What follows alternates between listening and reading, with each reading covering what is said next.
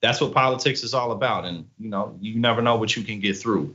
But a debt has not been paid that is owed. And at the end of the day, a discussion needs to be had on what exactly needs to be done about it. So I think that this is great. And again, we all need hope. We all need encouragement. And this is both of those things. Absolutely, hope and encouragement are extremely important. And I hope that this young lady really kind of maybe gets kind of the help that she needs, because she's in a really bad situation. I'm talking about a Tennessee student who pepper sprayed her teacher.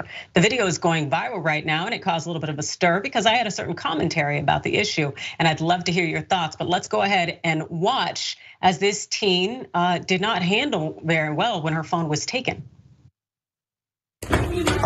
Mace? Nah, Mace is crazy. Nah, Mace is crazy. No. She just pepper sprayed me. Give me my phone. Give me my phone. Hey. No, you can't have your phone. Watch out, man. Don't go in. Watch out. Don't go back. I need my phone. Now here is some context that was provided by the poster. This person wrote, girl pepper sprays teacher because he took her phone from her in Antioch, Tennessee. The same teacher 2 months ago got punched in the face by a different student for taking a kid's phone, cheating on a test with it. Yeah. And then we also saw this comment here. She got her phone taken away because she was texting and Googling answers for her schoolwork. I should also mention that this happened earlier today. All right, and so we know there's other footage out there on this, but I definitely like to have this conversation because it seems that some people, let me say, I guess number one, the thing is how that young lady responded. That wasn't okay. What she did is she assaulted that man, and that's a battery. That's not okay, and she's likely going to be prosecuted for it. I do not dispute that. I think it's a problem in terms of her response. My issue is taking away students' phones. And that's where my issue stands. I think that that is extremely important that students be able to have their phones, in part because we have not created safe spaces for them in schools. We have mass shootings happening on the regular for these students. Also, these students are often mistreated or abused, and they need to document something in the school. We know this because we're starting to see video come out with how these educators are treating them. And on top of that, children have lives and there are emergency situations. As a parent, the thought that I could not reach my children in the middle of a lockdown, I think that's completely and totally unacceptable. So my thought is that if a child is cheating in some way using their phone, you take away the test, you fail them, but you don't touch their phone. Jackson, what are your thoughts? I think that's a good approach for a variety of reasons. One, I think what you pointed out about just the fact that we have different types of incidences of school shootings, and then just whatever other type of important information could happen. Like when I was in I got my first cell phone at 14, but that now people have them at 2, 3 years old. And they're, like you pointed out, it's kind of like your second self, it's your digital self. So taking that away from somebody could have repercussions. Maybe you have alarms on there for you to take medications or whatever it is, just as an example to show that people use their phones for so many more things than just texting. But also just on another level, like whether it's this situation or something else, sometimes it's not necessarily worth provoking people because of what could happen afterwards. So like I could be in a situation sometimes, maybe I have really annoying neighbors and I'm speaking reality. Sometimes it's better to just look past it, because if I go up here and knock on this door and go off on you, and you say something back to me I don't like, then violence may happen. Now it's my fault, and it would be my fault. You feel me? Like, cause I didn't have to go up there and give you an attitude. You know what I'm saying? So sometimes it's better to just take a breath and just relax, because when you cross certain boundaries with people, a lot of the time they could respond in a way that'll either be violent or just something that you weren't really ready to handle. So I think that he could have avoided that if he just didn't take her phone. See, and I absolutely agree with that too, because I think that that's a conversation to be had as far as that teacher goes, because when you saw that young lady start to lose it, then you should have realized this is going to create a bigger situation that could threaten the safety of the students in this class. So let me just give her phone back. And yeah, I might expel her. I might kick her out of class. I might call the principal or some law enforcement authority. But my God, just give her phone back. And the thing I'll also bring to mind in terms of the safety of these students and these kids and why they need cell phones, the fact that this woman, this young girl, had pepper spray on her tells you she is in unsafe situations often enough that she has to carry this weapon to defend herself. Do not take her cell phone. It's something that I just do not understand, the need to exercise this dominion over students when if they're not gonna learn, they're not gonna learn. You taking away something that is an absolute lifeline and imperative to them should an emergency happen is completely and totally unacceptable. And also seeing that they're responding in a very vitriol, violent way that could endanger the safety of other students. Because if she pepper sprayed him in that classroom, which I understood she did, that means that pepper spray is floating around and it's hitting other students. It would have been better, as you noted, just to give her the phone and then handle the situation from there. But I don't understand the need to feel you need to take it from her. Anyway, any last thoughts, Jackson?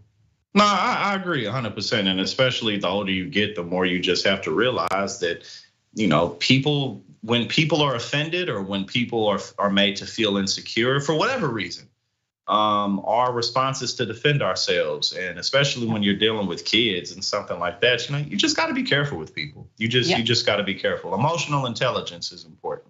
Exactly, and I don't know if that teacher had it, because even when she had pepper sprayed him in his eyes and he was in that hallway and she reached for her phone, he snatched it back like this. And I'm just like, and that's what told me this is about exercising power. This isn't about preventing the girl from cheating. And even if she was cheating, all you gotta do is fail her. I don't understand the need to allow this situation to escalate when you have other options to exercise. But then again, that's just me, but I will die on the hill of don't take children's phones. You can fail the test, you can put them in detention, you can kick them out of the classroom, call the professor or call the principal, do whatever you want.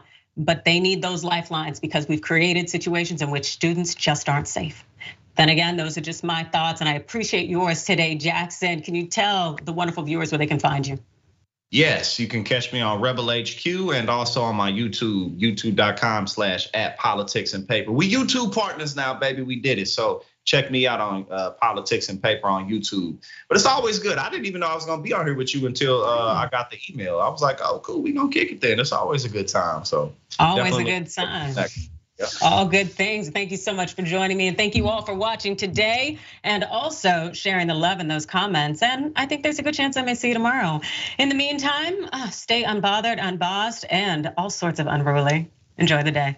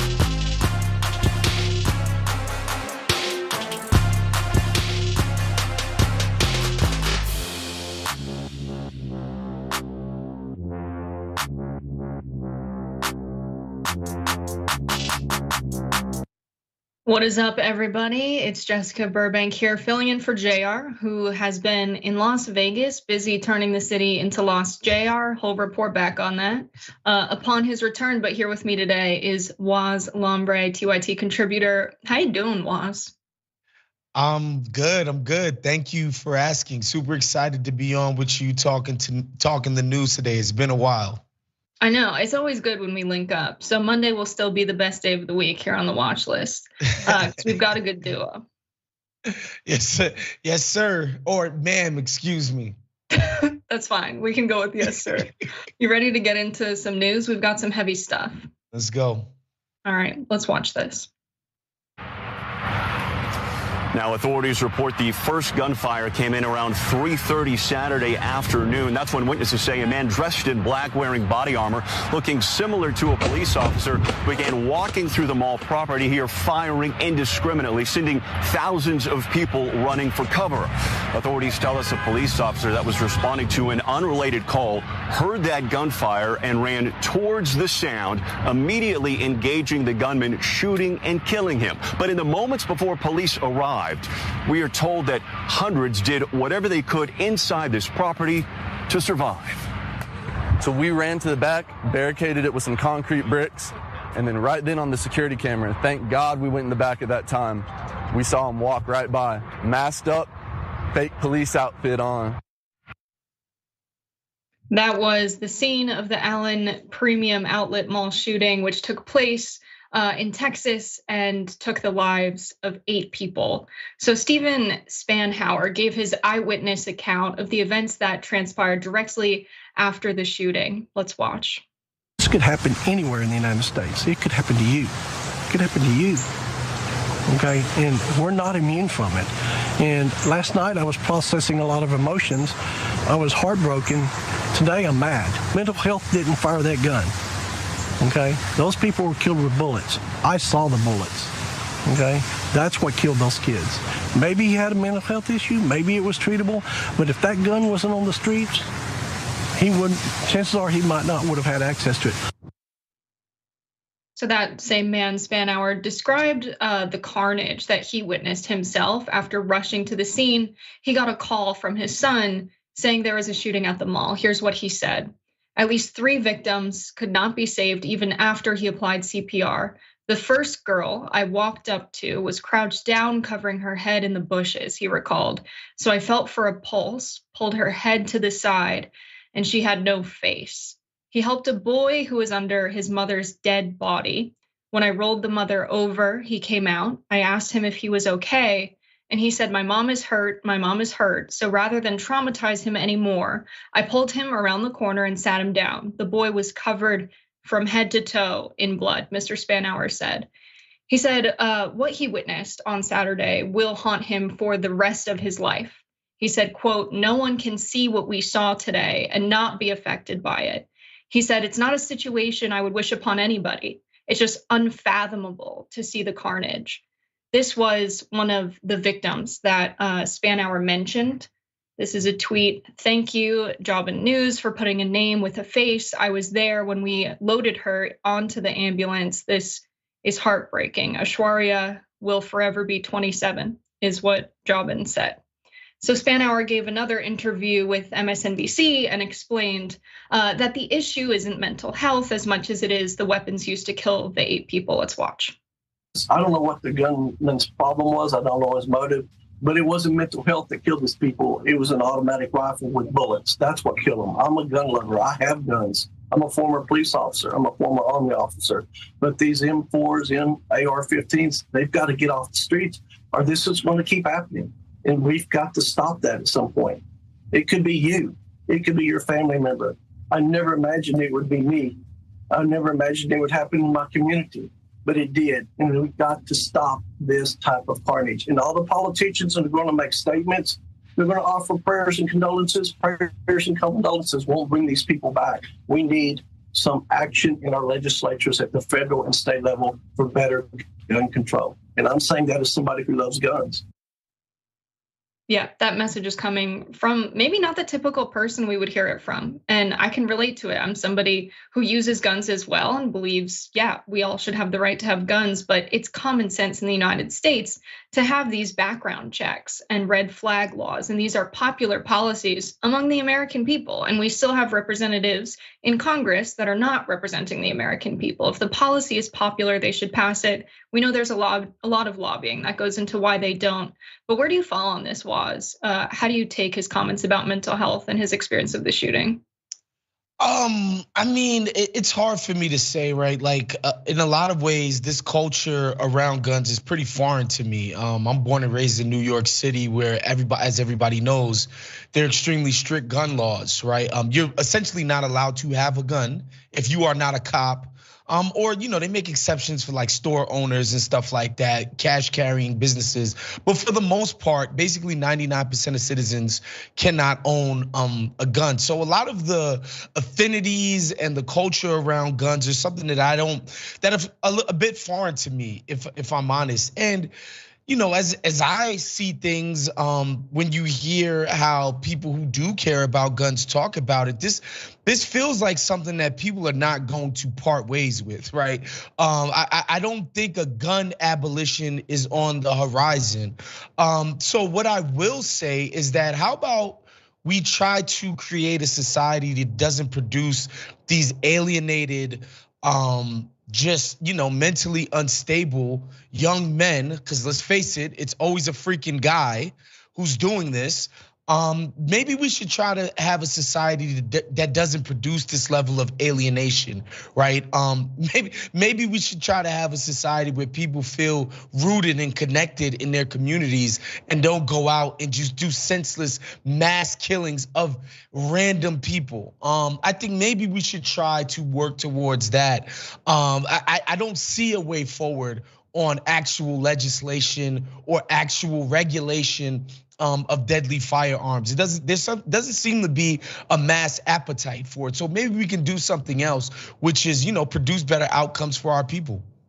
Yeah, I think it's definitely fair to say that it's not something that our current Congress would pass. It's hard because when I think about any policy, it's like if this is popular with such a vast majority of the public, them not doing it is just so anti-democratic.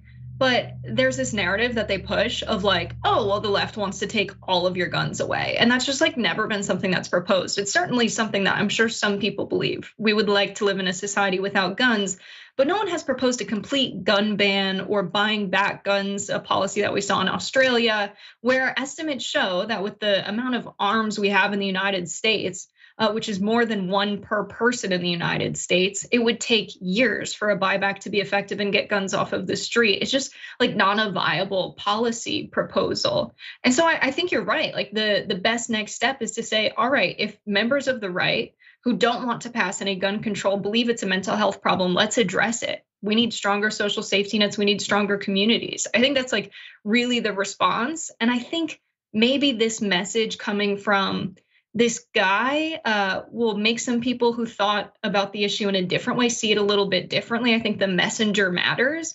But at the end of the day, I think we need to move towards better mental health care in the United States and producing a society where people just don't want to commit mass harm. It's been pointed out before that if someone wants a weapon and wants to hurt people, they will. Do assault rifles make it easier? Yes. Are we going to need to work with what we've got when it comes to Congress? Also, yes. Like we can't just wave a wand and live in a magic world, unfortunately, that suits our needs when it comes to public safety. Yeah, and I'm not gonna lie, I'm pretty skeptical on the idea that a guy browbeating people on TV could actually be effective. I think people are so skeptical of what they see on TV that counts as news. Obviously, we're not talking about TYT. We get busy over here, but the sort of huge corporate media conglomerates that produce news for people, I don't know that they're capable of persuading people in that way. That's why, and I know I hate taking a defeatist attitude about changing hearts and minds. I think I just feel deep down that we would be better served by just trying to get people to understand that their life has meaning, and that going out and killing people for no reason whatsoever should not be something that they think is a viable option. I know that sounds obvious, but obviously it's not. We have these shootings all the time. Yeah, to me, it feels like an attack on society. Like, I think back to when serial killers became a thing. The way they investigated murders is, okay, who had motive, means, and opportunity? And then with serial killers, it was random. They were killing people that they didn't know, they had never met. And now we have these mass shootings, and it feels like an attack on society itself. And we really need to think about what's going on psychologically when it comes to that. But I think you're right that there's gonna be people who watch this and they're like, oh, you can't just put a guy in a cowboy hat and say the same gun control stuff and think that we're gonna believe it. Like, there's definitely gonna be people who are so skeptical of this just because it's coming from mainstream media. I think you're totally right. Any final thoughts on this, Woz? Oh, I'm sorry, my bad. I thought you were still running with that. No, I mean, you pretty much hit everything on the head. Obviously, my thoughts go out to the people and the families who are affected. Like, it pretty much doesn't get more traumatic than this as a tragedy, a life tragedy. And so my heart goes out to all of those people. Yeah, it's absolutely devastating. The detail of the reporting that we got from what the scene was like directly afterwards, I think is important to have that conversation about just how gruesome it truly was. I think shielding the public from that kind of makes people apathetic and less likely to pay attention to it when it does happen and understand the gravity of these mass shootings. So let's move on a little bit more. Let's watch this. A senior law enforcement source tells CNN the gunman had an extensive social media presence online with lots of neo-Nazi and white supremacist posts. A photo obtained by CNN shows the shooter on the ground after a police officer shot and killed him. And you see that he's wearing a black tactical vest and gear. And CNN source says that he had a patch on that tactical vest with the letters RWDS. Now, why does that matter? Because police believe that stands for Right-Wing Death Squad. Extremists have been known to wear that insignia at rallies. Authorities are confirming that the shooter that was responsible for the deaths at the Texas Outlet Mall, Maurice Garcia, does have ties to right-wing extremism. And by that, we mean he might be a right-wing extremist based on what we've seen. Garcia's alarming social media posts that were first reported by the New York Times today are pretty telling. They reported investigators are trying to learn why a gunman fatally shot at least 8 people at a Texas mall. They're examining his social media profile, rife with hate-filled rants against women and Black people that they believe belonged to the gunman. The profile found on the social media site OK.ru matches the gunman's birthday and refers to a motel where he was staying before the shooting. The profile includes language praising Hitler with references to neo-Nazi websites like the Daily Stormer. The profile also includes a screenshot from Google Maps showing the time at which the mall where the shooting took place was likely to be busiest. Although some conservative morons are trying to argue that he couldn't be a white supremacist because they say he was Latino. Let's look at this tweet. The Allen, Texas mass shooter's name has been released. While mainstream media is fervently trying to tie this incident to white supremacy, I just want to say there was never in the history of racism, or there has never in the history of racism, been a Klan member or neo-Nazi with a name even remotely close to Mauricio Garcia.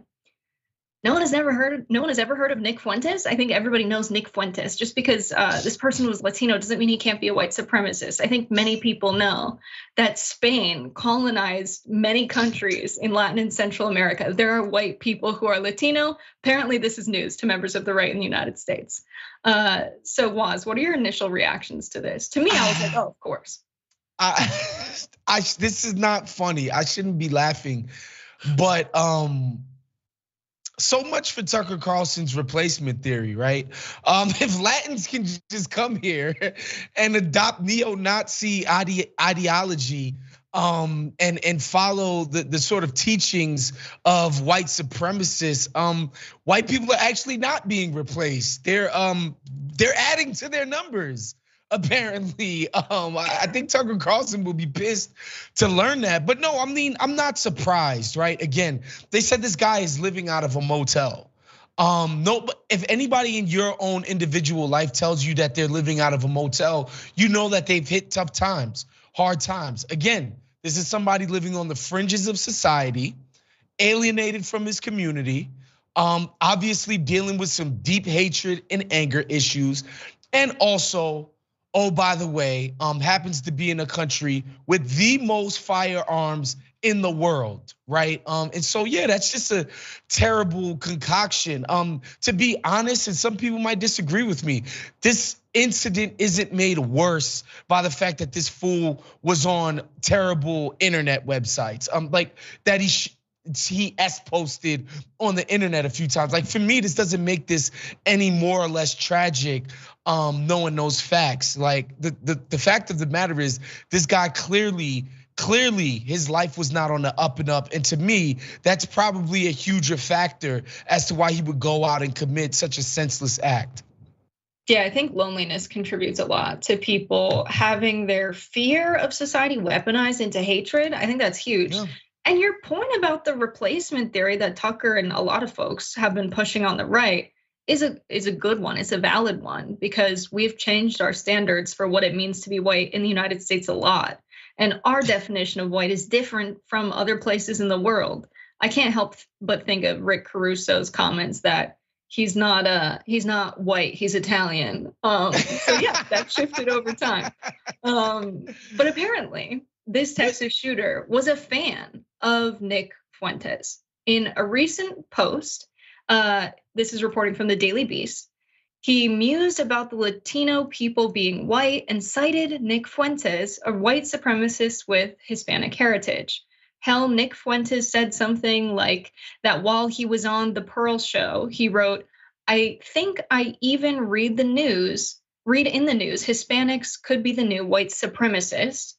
Garcia entered the Army in June of 2008, but was terminated after 3 months and did not complete basic training.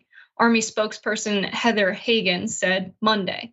A US defense official said Garcia was separated because of a mental health condition after receiving a mental health evaluation.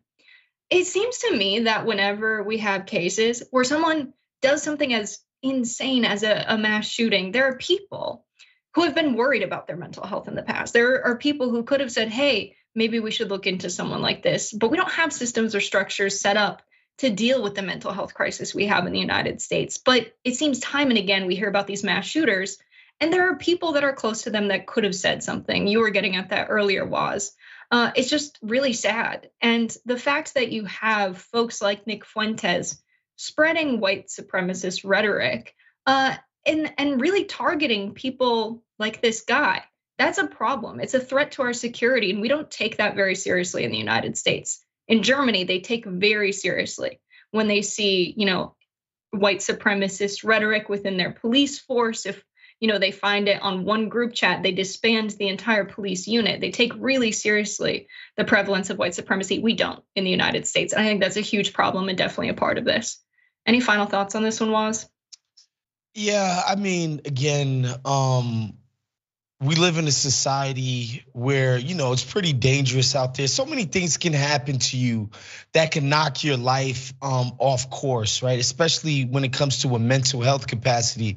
There's absolutely no infrastructure in place to help people who don't themselves already have the resources to go out and find this type of mental health. Also, we already know how how mental health can affect people's ability to do, work. To actually work and support themselves. And so there's no support for your mental health. If you cannot work, there damn sure ain't gonna be no social safety net. You will not be able to eat, clothe yourself, find adequate shelter. You're on your own. You are left on your own. And all of the people in the society who hoard all of our resources, they don't have a care in the world. They think they're cloistered from this type of stuff and these type of folks. They don't care about the consequences of building this kind of society. And again, it's just sad. Yeah, this is the conversation that's missing from mainstream news coverage. And Woz, whenever we get on together, we always get so deep into like the systemic oppression behind the news. But when the news is reported frequently by mainstream media, it's just like, this person did this, these people were affected. It's very individualized. Exactly. And it takes zero account of society at large and the role it plays in shaping people's lives. Like straight up, these are decisions we've made as a society. These outcomes don't just appear out of thin air. Like these are policy decisions. These are money decisions, quite frankly. And we're reaping the benefits of that. Absolutely. I think about the connection to the military here. I think about, 2 generations ago, so like our parents' parents being sent off to fight in wars that they didn't support, that were terribly violent, thinking about the Vietnam War and the other many wars that the United States have just sent everyday working people off to endure a lot of trauma, struggle to get access to healthcare and reintegrate into society when they come back. And then they raise kids, and we expect our kids to not be affected by their parents' mental state, by that trauma. It really seems to me that people are sick, and we can really identify the violence beginning and ending with the state in many occasions. And I don't think that's a reach. I think that's really what it is. And I think there's a reason mainstream media doesn't want to cover it. It doesn't fit their dominant narrative. So we're gonna lighten things up when we get back. That was very heavy. We're gonna take a break, and we'll see you on the other side with some stuff from everybody's unfortunately very comedic presidential candidate, Donald Trump. We'll see you.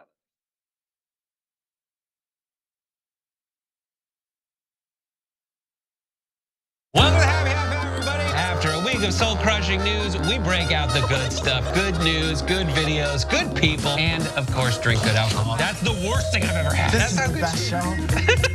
Full disclosure, we did do a shot right before the show began. It says, Let's flamingo. flamingo. The reason you had trouble with that word is it's not a word. Okay. This is the one of everything. I've got a rash. Could I just put it on that to see if it'll take it off? What did you used to think this was? Bull. Drink it, swallow it, No. spit it. Oh, that's needed after a day like this. Cheers to Brett Ehrlich. Climax. Uranus smells like farts. Because of course it does. This is the worst sketch ever of a perp. But guess what, ladies and gentlemen? They found the guy. This is Sophie's super happy dog story of the week. This dog is so precious and deserves the world. I'm just not drinking that beer. Here's my dog. This is Onyx. Yeah, I would just say that he's exotic because he's not your traditional dog. Yeah, still 12 out of 10 because they're all good. Well, if that made you happy, just wait till you see the best thing ever of the week. There is a woman who moves like a horse. Why do I want to go home and try this? We're actually going to show you the running butthole challenge right now. What's happening? No, that's just wrong. Every way. And we'll see you next time. Hey Dave, as you can probably see, Skype froze. Yes. Frozen crashed. You know, I'm watching that documentary on the Vietnam War, and there was a TV journalist in the middle of some tiny little village in Vietnam doing live TV as the soldiers were burning the Vietnamese huts, and it didn't crash. And that was 1965, and he was in Vietnam.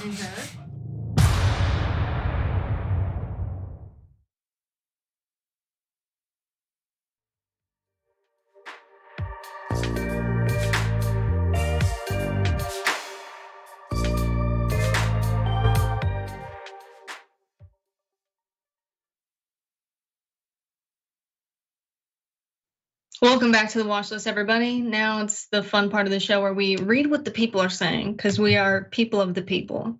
Urban Hermit says, I'm so happy. I thought Jessica left us for the hill without saying goodbye. I wear many hats. I'm still here every Monday. Then we have Lit Mag McGee said, happy Monday, TYT fam. Woz in the Burbank filling in for JR. Nice. Hope you're still enjoying Vegas, JR, but you certainly have a grade A crew holding it down for you. Thank you. And I'm gonna read this one because I like teasing Woz. Someone said, yay, my crush Woz. And our producers tell me that they get comments like that a lot when you're on the show. How do you feel about that one? I'm flattered, obviously. Shouts to anybody who would call me their crush. You're a great person for that. Woz has dedicated fans out there. Pitchfork's Dragon says, Jair's in Las Vegas putting money on the Warriors over the Lakers tonight. Dub Nation, baby. I don't know if that's true. Waz, I'm gonna let you respond. Basketball's your thing. Anything to say to that? I think the Warriors will come out very desperate tonight. And in the past, when they've, reached the brink, oftentimes that's when they played their best. So I expect the same thing. Yeah. All right. We promised we would lighten it up for you. Promises made, promises kept. We've got Donnie from Queens here for you. Take it away, Donnie. And I will tell you, I made that statement and I said, well, it's politically incorrect. She's not my type. And that's 100% true. She's not my type. I don't even know who the woman. Let's see. I don't know who. It's Marla.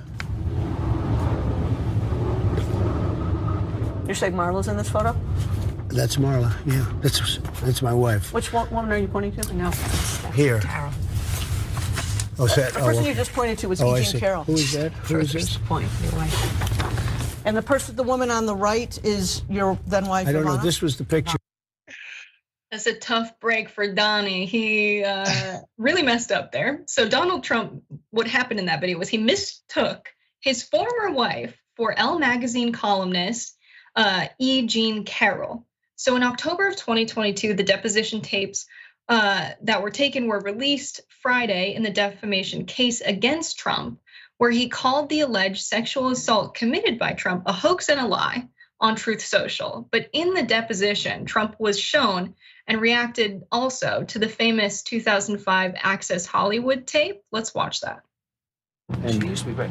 She's still very beautiful. I moved on her, actually. She was down in Palm Beach. I moved on her, and I failed. Took her off her and I moved on her like a bitch. And you do say in the video that as part of trying to have sex with this woman, you took her furniture shopping, correct? We actually did look for furniture, yes. I just start kissing them. It's like a magnet, just kiss. I don't even wait.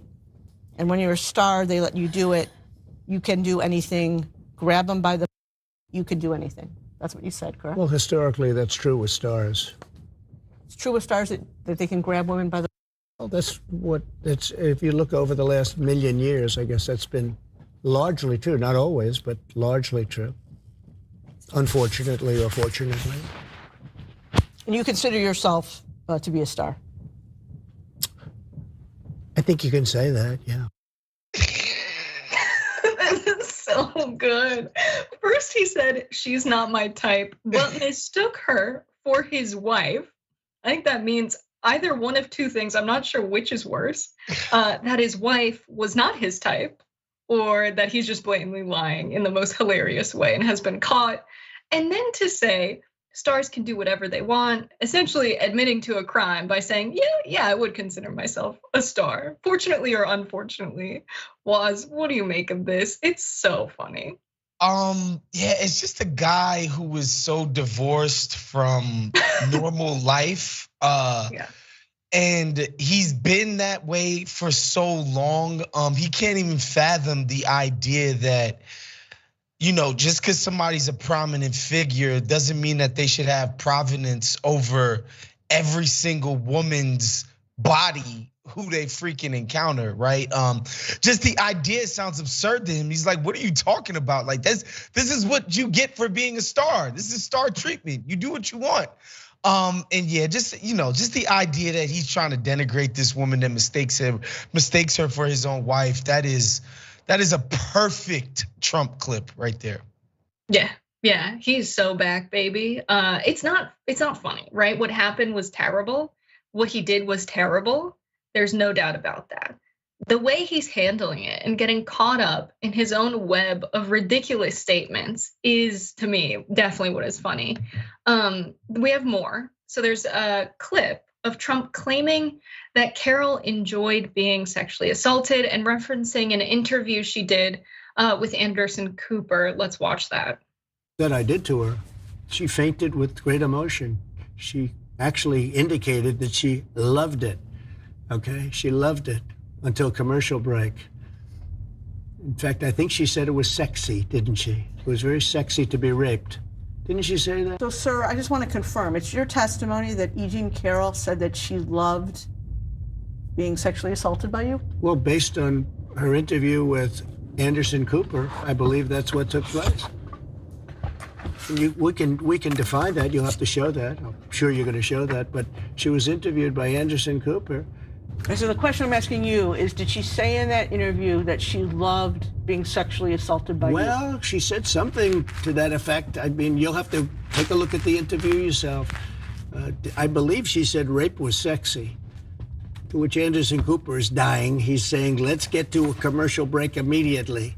I think you better watch the interview. I'm sure you have, but you better watch the interview.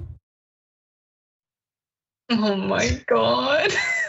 There's no chance she said those words in that order. There's just no chance. And Donald Trump, I believe this would be considered an admission of guilt to some degree. I mean, saying she liked it doesn't absolve you from the crime.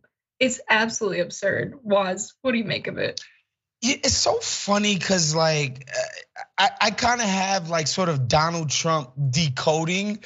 So he's saying like, I didn't rape the chick, but even if I did, she's so sick and depraved, as evidenced by this Anderson Cooper interview, that it doesn't even matter. So like, there's no point. So to him, it's heads I win, tails you lose type of thing, right? Like no matter what the outcome, you like nothing bad happened here to this woman, and that's just his general attitude. And you always hear that these prominent rich people want to avoid depositions at all costs because it can be publicly embarrassing for them, right?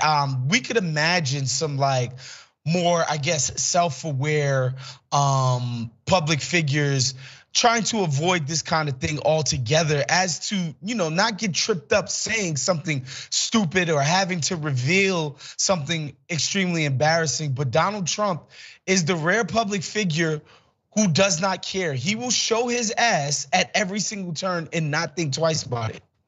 It seems that he ran out of lawyers that would give him good advice, and all he's left with now are these yes men, where they don't prep him for the deposition. They're just like, all right, buddy, have fun in there, make a meal out of it. Maybe we'll get some viral clips. Like, it really feels to me that that's the legal advice, because how do you go into a deposition and say so many perfectly and hilariously wrong things one after the next? I'm just so glad we have these videos now, so we can see that it's an absolute joke what's going on in there. But what a weird case for members of the right who like Donald Trump to react to. I don't think this is going to change anybody's opinion of Donald Trump. You have a lot of people talking about the 14th Amendment right now, saying he incited an insurrection, which Merrick Garland did not prosecute him for. And then when he announced his bid for office, Merrick Garland said, well, now it's not under our purview anymore because it would be political in nature if we were to prosecute. But people are saying under the 14th Amendment,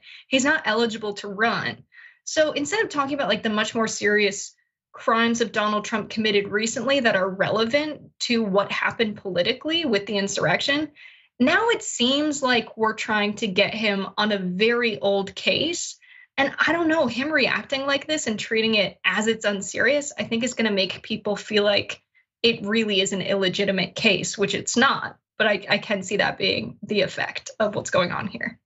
Yeah, and at a certain point, they've taken so many shots at the guy. I think a lot of people will have a sort of sense that they like this stuff is small potatoes, especially when you go from Russiagate, where he goes from some double agent, secret spy working for the Kremlin to now, which is what they originally were trying to quote unquote get him for, to now, sort of adjudicating a case that's decades old. And I think this woman deserves her day in court, right? 100%. Like I believe that she should have her day, and she should get some type of justice for sure. But as far as the American people and who they might vote for, I don't know. I don't see how this affects much. Yeah, I agree. His base is just so entrenched in what he says that if he says it, it's taken at face value. It's true. They're not going to go and try and watch that interview with Anderson Cooper. They're going to believe that that's exactly what she said in that interview. And so that's just the base he's created. It's super loyal. And unfortunately, stuff like this doesn't change much. And I think laughing at it is something we can get out of it.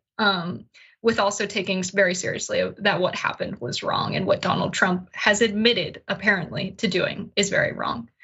So we have someone else now who has said many wrong things, and they just get worse and worse the more he keeps talking. Let's watch this. Shifting gears entirely. Starting in 2024, films will be required to meet new inclusion standards to be eligible for the Academy Awards for Best Picture. They'll have to have a certain percentage of actors or crew from underrepresented racial and ethnic groups. What do you think of these new inclusion standards for films? They make me vomit. Why? Because this is an art form. It's also a form of commerce, and it makes money, but it's an art. And no one should be telling me as an artist that I have to give in to the latest, most current idea of what morality is. And I'm sorry, I don't think that there's a minority or a majority in the country that has to be catered to like that. So that was Jaws actor Richard Dreyfuss. He was asked on PBS to comment about the Oscars' new diversity requirements. And his response was, yeah, it makes me want to vomit. These new rules will be implemented next year. Dreyfuss took to the offensive, claiming that this would kill the art form. But he went a step further, and he talked about specific acting roles he won't get to play. Let's watch. You know, Laurence Olivier was the last white actor to play Othello. And he did it in 1965. And he did it in blackface. And he played a black man brilliantly.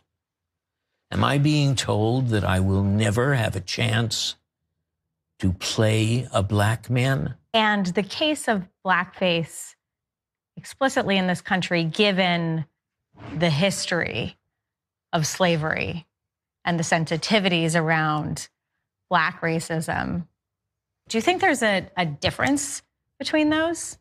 There shouldn't be. Why? Because it's patronizing. Because it says that we're so fragile that we can't have our feelings hurt. Wow, that was a lot. She really was a great interviewer, just asking simple questions, asking about diversity requirements. And he said, you know what? I think white people should just play black people in movies. Like, that wasn't even relevant to diversity requirements. It was about hiring actors who are members of different racial groups to make things more fair. This is an industry that is so dominated by people who are white. And he went a step further and said, I think white people should play black people. This is so unserious. Woz, what do you make of this? When he said brilliantly, like not only was he a black guy, he was incredible at it. Look, better than any black man I've ever seen play a black man. Come on. Here's where I have some sympathies for what I think this old man is trying to get at, is that this is kind of patronizing. When you see the stuff about 30% has to represent some underprivileged group, like who's even coming up with that calculation? And it just some of this feels so crass and one drop rule adjacent that makes me a little bit uncomfortable on the one hand.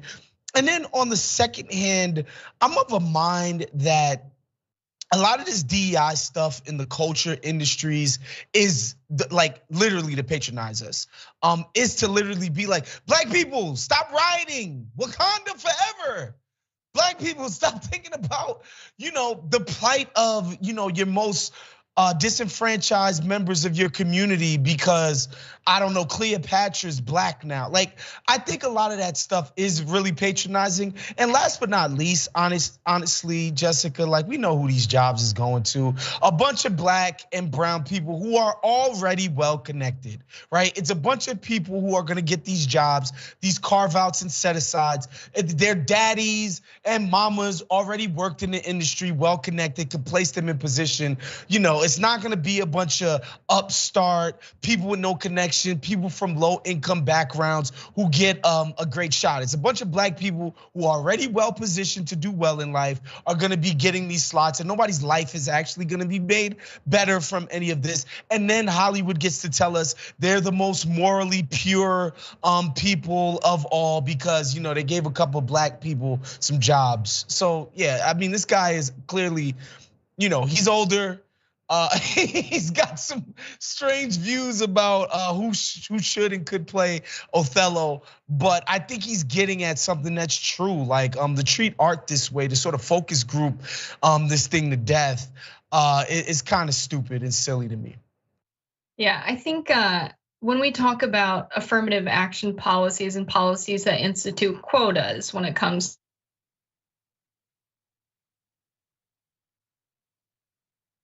Is she frozen for you? Jess is frozen, y'all. I'm taking over the show, Emilio.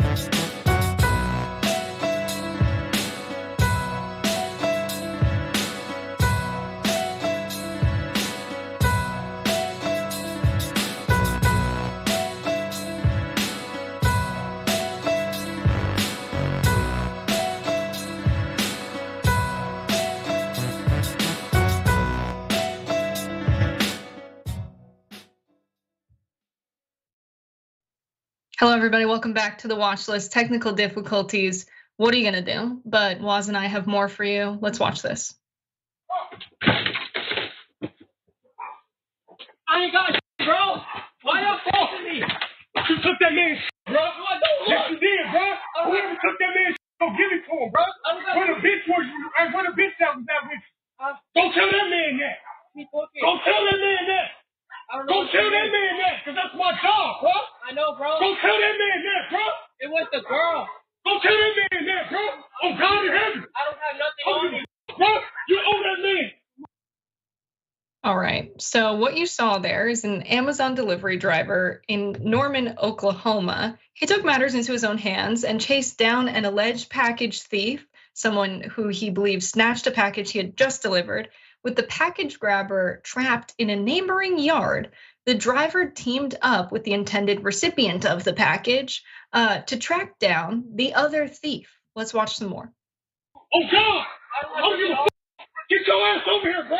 Don't make me pull your ass over, bro. Come on. I don't give a f***, bro.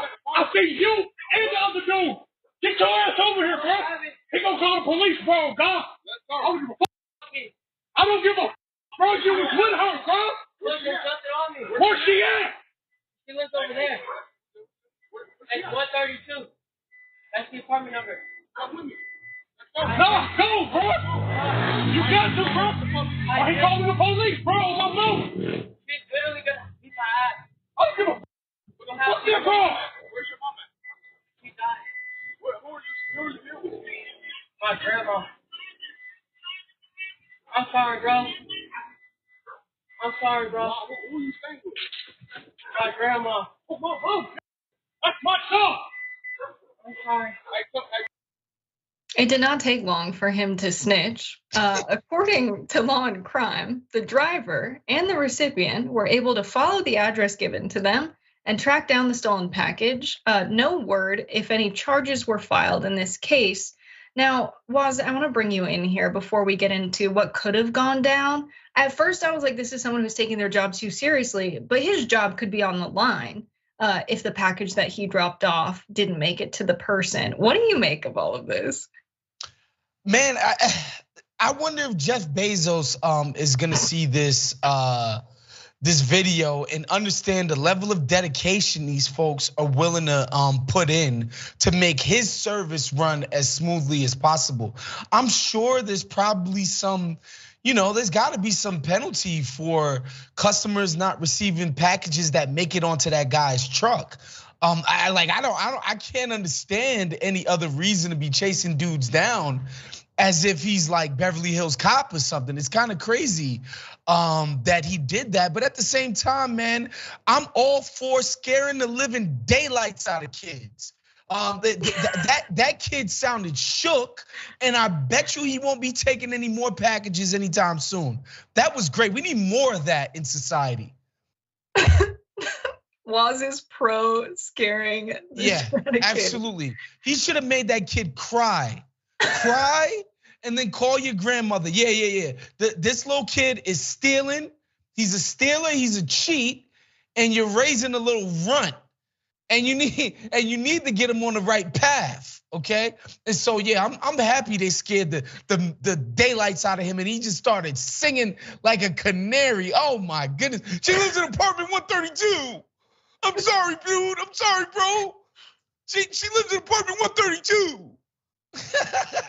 Was the one thing I'll push back on here, I'm just gonna pick one, is sure. I don't know if the drivers or this driver did this out of love for Amazon, right? And wanting to work hard for the company. I think he was probably scared into a position where he felt like if he didn't do this well, he would get in trouble. So according to some Amazon drivers, they have like a score from 0 to 850 on their efficiency delivering packages. Like I think Amazon just created a culture of fear. Yeah, and like we said, if you don't have a job in America, you're cooked. So this guy's seeing his livelihood flash in front of his eyes, man. They won't even let them folks form a union, and he's jumping over fences like he's Batman. It's crazy. All right, let's move on to this. As promised, we have leaked footage. Before we run out of time, I really want to get to it. Let's watch this. that you come too hot through the whole thing, and there's it deserves to be hot. I mean, I'm sorry. You can go there in moments without having it become. Kavanaugh showed that when you say Look, I think I mean, the thing is we did such a horrible job of pushing back on all these stupid stories from the beginning that he's gonna rattle off a list. Yes, he is. So these are leaked videos obtained by ABC News from 2018 of Matt Gaetz coaching Ron DeSantis on the campaign trail ahead of debates in 2018. So DeSantis is seen strategizing about, how to not alienate Trump voters, as well as, come off as a more likable guy. So in this next video, Matt Gaetz has a simple suggestion for that last problem. Let's watch. Has the NRA donated to me? I don't think the NRA is quite the boogeyman the Democrats think it is. Do we hit him on guns, or just everyone who cares about guns is going to vote for me? Is there any issue upon which you disagree with President Trump? Obviously there is, because I voted contrary to him in the Congress. I have to frame it in a way that's not going to piss off all his voters. And so what I do is I do what I think is right. I support his agenda in terms of what he's been able to do. If I have a disagreement, I talk to him in private. I think when you walk up there, if you have a pad, you have to write in all caps at the top of the pad, likable.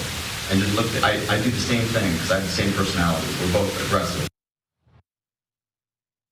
Just remind yourself to be likable. That'll fix your problem of being so unlikable. Then you'll remember, don't worry about how to go about it. Just whatever you think fits. What an amazing note from Matt Gaetz. Apparently ABC has 2 hours of leaked tapes. And so far they've only released short clips. So who knows what else is in that treasure trove. But perhaps the most amazing part of this story is seeing Matt Gaetz in a Nirvana t-shirt and flip-flops. I mean, it's really something. Woz, what's your take? Oh my goodness, Kurt Cobain is rolling over in his grave. I just think it's kind of crazy that Matt Gaetz would be coaching anybody on likability. That is just that's insane to me. That idea, and also I gotta say, man, the idea that we ever took DeSantis seriously as some viable competitor to Donald Trump, the dude is a dork.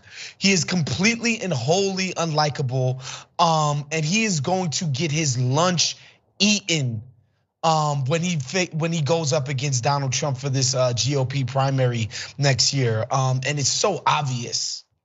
Yeah, speaking of his entertainment of the idea of running for president, he's been extremely unlikable lately. I think we remember this recent video that went viral where he came off as very unlikable. Let's watch. Governor, old show you falling behind Trump. Any thoughts on that? Guys, I'm not a candidate, so we'll see if and when that changes. Guys, I'm not a candidate, so we'll see if and when that changes. He's so sassy. I didn't think he had that in him. I guess he didn't get the likable note on the top of his script for that day. But he had another yikes moment recently where he jumped at a journalist when they asked about his role in Guantanamo Bay torture. Let's watch. During your time at Guantanamo, did you witness any incidents? No, none. All that's BS. No, totally BS. Governor DeSantis say you were present during those meetings. Is that? Who said that? Detainees have told us. How would they know me? Okay, think about that. Do you honestly believe that's credible? So this is 2006. I'm a junior officer. Do you honestly think that they would have remembered me from Adam? Of course not. They're just trying to get into the news because they know people like you will consume it because it fits your preordained narrative that you're trying to spin. Focus on the facts and stop worrying about narrative. I don't know, a simple no would have sufficed for me, but that's fine. The watch list team has put some thought into what could have gone down that day. And the working theory is that he wrote in Sharpie on his palm the word likable, but then his palm started sweating and it blurred the word. So he forgot, he wasn't able to read it. Woz, what do you think of, I don't know, DeSantis running like this, just being unhinged? I kind of like it. Yeah, I think it's bad when you are the only person in American life who the torture regime is being hang around their neck. Cheney don't got to deal with this when he goes in public. George Bush gets the fist bump. Michelle Obama, and he's getting gum from Ellen at Cowboys games. Nobody Nobody has been held to account for the torture regime, and that Ron DeSantis thinks I'm finally gonna get my shot, and he's so unlucky that people are trying to hold him to account for this. That's kind of crazy. But yeah, this guy is, he ain't got it. He ain't got it. It's not gonna happen for him. Woz says, Ron DeSantis does not have that dog in him. You can quote him on it. That's what we're reporting here at TYT today. That's what this story's about. Woz, it's always a pleasure. Thank you for breaking down the news with us. You want to tell people where they find your other work? Yeah, theringer.com. If you have even a passing interest in the NBA, check us out. Ringer NBA podcast. And of course, check out the Woke Bros with me and Nando Vila. Those drop every single Friday, wherever you get your podcasts. All right, thanks for being with us, everybody. Stay. We have the Young Turks for you on the other side.